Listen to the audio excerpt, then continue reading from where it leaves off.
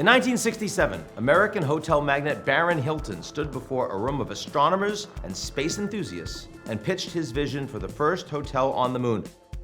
The Lunar Hilton was conceived as a 3-level, 100-room complex and was complete with a galaxy lounge where guests could sip reconstituted martinis and they could order freeze-dried steaks. But despite Hilton's retro-futuristic optimism, the idea never got past concept sketches and promotional items like mock room keys and lunar reservation cards.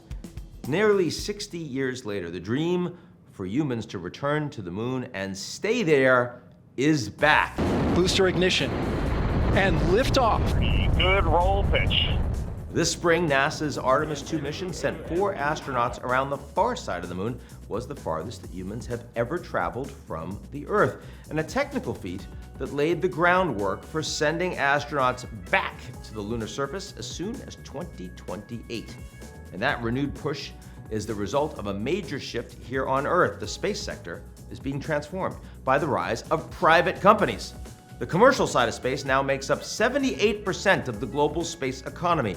That's a competition that is drastically bringing down the cost of launching rockets, making future lunar missions much more cost-effective.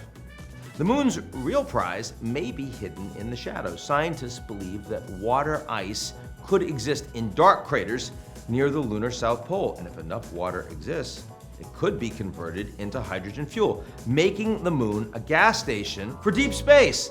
It's the difference between shipping everything from Earth and getting everything you need from the moon itself.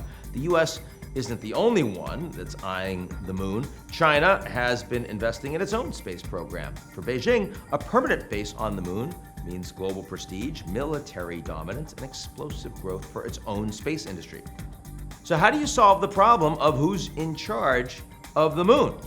There is a historic precedent for lunar coexistence. The 1967 Outer Space Treaty says that no nation can claim sovereignty over the moon.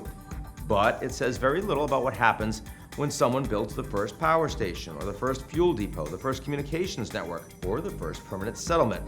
The United States is now promoting the Artemis Accords, voluntary guidelines on transparency, coordination, safety zones to prevent conflict on the lunar surface. So far, 70 nations have signed on, but China and Russia have not.